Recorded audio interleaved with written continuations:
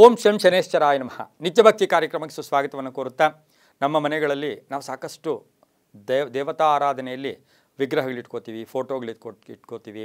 ಯಾವುದೋ ದೇವಸ್ಥಾನಕ್ಕೆ ಹೋಗ್ತೀವಿ, ಅಲ್ಲಿಂದ ಒಂದು ಫೋಟೋ ತರ್ತೀವಿ. ಯಾವುದೋ ದೇವಸ್ಥಾನಕ್ಕೆ ಹೋಗ್ತೀವಿ, ಏನೋ ಒಂದು ಪೂಜಾ ಪರಿಕರಗಳನ್ನು ತೊಗೊಂಬರ್ತಾ ಇರ್ತೀವಿ. ಆದರೂ ಕೂಡ ಪ್ರತಿಯೊಬ್ಬರಿಗೂ ಸಹ ಒಂದು ಅನುಮಾನ ಅಥವಾ ಒಂದು ಪ್ರಶ್ನೆ ಮೂಡುತ್ತೆ. ನಾನು ಶನಿ ಭಗವಾನರ ವಿಶೇಷವಾಗಿ ಭಕ್ತಿಯಿಂದ ಪೂಜೆ ಮಾಡ್ತೀನಿ, ನಂಗೆ ಶನಿ ಭಗವಾನರಂದರೆ ಇಷ್ಟ. ಸೊ ಶನಿ ಭಗವಾನರ ಫೋಟೋವನ್ನು ಮನೆಯಲ್ಲಿ ಇಟ್ಕೋಬೋದಾ? ನನ್ನನ್ನು ಎಷ್ಟೋ ಜನ ಆವಾಗ ಕೇಳ್ತಾ ಇರ್ತಾರೆ, ಈ ಥರ ಇಟ್ಕೋಬೋದಾ, ಶನಿ ಭಗವಾನರ ಫೋಟೋವನ್ನು ಮನೇಲಿ ಇಟ್ಕೋಬೋದಾ ಅಥವಾ ವಿಗ್ರಹ ಇಟ್ಕೋಬೋದಾ ಅಂತಕ್ಕಂಥ ಪ್ರಶ್ನೆಯನ್ನು ಕೂಡ ಕೇಳ್ತಾ ಇರ್ತಾರೆ. ಯಾರು ಶನಿ ಭಗವಾನರು? ಶನಿ ಭಗವಾನರನ್ನ ಏನಂತೀವಿ ನಾವು? ನ್ಯಾಯಾಧೀಶರು, ಕರ್ಮಕಾರಕ ಕೂಡ ಹೌದು, ನ್ಯಾಯಾಧೀಶರು ಕೂಡ ಹೌದು.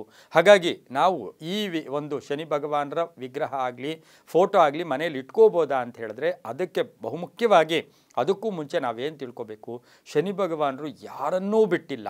ಉದಾಹರಣೆ ತಗೊಂಡಾಗ ನಾವು ರಾಮರನ್ನಾಗ್ಬೋದು, ರಾಮರ ವನವಾಸ ಇರ್ಬೋದು. ಇನ್ನು ರಾವಣನ ವಿಷಯದಲ್ಲೂ ಕೂಡ ಸಂಕಷ್ಟಗಳು ತುಂಬ ಬಂತು. ಅತಿವಾದ ವಿಶೇಷವಾದ ಭಕ್ತ, ಅಪರ ಭಕ್ತ, ಶಿವನ ಭಕ್ತ ಕೂಡ ಆಗಿದ್ದರೂ ಕೂಡ ರಾವಣನಿಗೆ ಸಂಕಷ್ಟಗಳು ಬಂತು. ಸತ್ಯ ಹರಿಶ್ಚಂದ್ರನು ರಾಜ್ಯ ಭ್ರಷ್ಟನಾಗ್ಬಿಟ್ಟ. ಮತ್ತು ಹಾಗೆಯೇ ಸತಿ ಮತ್ತು ಸುತನನ್ನು ಕೂಡ ಕಳ್ಕೊಳ್ಳೋ ಪರಿಸ್ಥಿತಿಗೆ ಬಂದುಬಿಟ್ಟಿತ್ತ. ಹಾಗೆಯೇ ನಳ ಚಕ್ರವರ್ತಿ ಇರ್ಬೋದು, ಹೆಂಡತಿಯನ್ನು ಬಿಟ್ಟು ಹೊಟ್ಟೋಗ್ತಾನೆ. ಹಾಗೆಯೇ ಚಂದ್ರನಿಗೆ ಗುರುಪತ್ನಿ, ಚಂದ್ರನ ಒಂದು ಗುರುಪತ್ನಿಯನ್ನು ಆಸೆ ಪಡ್ತಾನೆ, ಚಂದ್ರನ್ನೇ ಬಿಡೋದಿಲ್ಲ. ಅದೇ ರೀತಿ ನೋಡೋಕೆ ಹೋದಾಗ ಪಾಂಡವರು ಇರ್ಬೋದು, ಮಹಾವಿಷ್ಣುವನು ಸಾಕ್ಷಾತ್ ಲಕ್ಷ್ಮಿಯನ್ನು ಹುಡ್ಕೊಂಡು ಅವರು ಭೂಮಿಗೂ ಕೂಡ ಬರ್ತಾರೆ. ಇದೆಲ್ಲವೂ ಕೂಡ ಯಾರಿಂದ? ಶನಿ ಭಗವಾನರಿಂದ.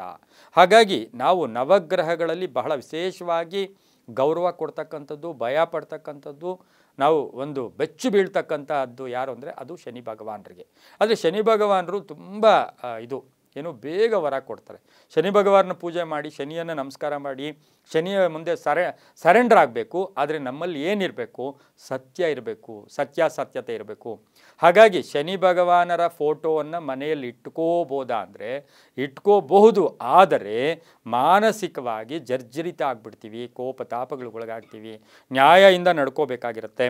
ಇದರಿಂದ ಸಾಕಷ್ಟು ನಮಗೆ ತೊಂದರೆಗಳು ಕೂಡ, ಅಥವಾ ಎಲ್ಲೋ ಒಂದು ಕಡೆ ಆರೋಗ್ಯ ಇರ್ಬೋದು, ಭಯ ಇರ್ಬೋದು, ಮನೆಯಲ್ಲಿ ಏನೋ ಒಂದು ಟೆನ್ಷನ್ಸ್ ಇದ್ದಾಗ ಫೋಟೋ ಅಥವಾ ವಿಗ್ರಹ ನೋಡಿದಾಗ ನಮಗೇನೋ ಒಂಥರ ಆತಂಕ ಉಂಟಾಗ್ತಕ್ಕಂಥ ಸಾಧ್ಯತೆ ಇರೋದರಿಂದ, ಹಾಗಾಗಿ ನಾವು ಈ ಒಂದು ಶನಿ ಭಗವಾನರ ಫೋಟೋ ಆಗಲಿ ವಿಗ್ರಹ ಆಗಲಿ ಮನೆಯಲ್ಲಿ ಇಟ್ಕೊಂಡಾಗ ಸತ್ಯಾಸತ್ಯತೆಯಿಂದ, ಧರ್ಮದಿಂದ, ಯಾವುದೇ ಹಿಂಸೆ ಯಾರಿಗೂ ಕೊಡದೆ ನಡ್ಕೊಳ್ಳೋಂಗಿದ್ರೆ ಮಾತ್ರ ಇಟ್ಕೋಬೇಕು, ಇಲ್ಲ ಅಂದರೆ ಇಟ್ಕೋಬಾರ್ದು. ಯಾಕೆಂದರೆ ನಾವೆಷ್ಟೋ ಸಾರಿ ನೋಡಿದ್ದೀವಿ, ಉದರ ನಿಮಿತ್ತಂ ಬಹುಕೃತ ವೇಷ, ಏನು ಹೊಟ್ಟೆಗೋಸ್ಕರ ಏನೇನೋ ವೇಷಗಳು ಹಾಕಕ್ಕೆ ಹೋಗ್ಬಿಡ್ತೀವಿ. ಆ ರೀತಿ ನೋಡೋಕೆ ಹೋದಾಗ ಇಟ್ಕೊಳ್ಳೋದು ಅಷ್ಟು ಶುಭ ಅಲ್ಲ ಅಂತ ಹೇಳ್ತಾ, ಸರ್ವೇ ಜನ ಸುಖಿನೋ ಭವಂತು, ಸಮಸ್ತ ಸನ್ಮಂಗಳಾನಿ ಭವಂತು.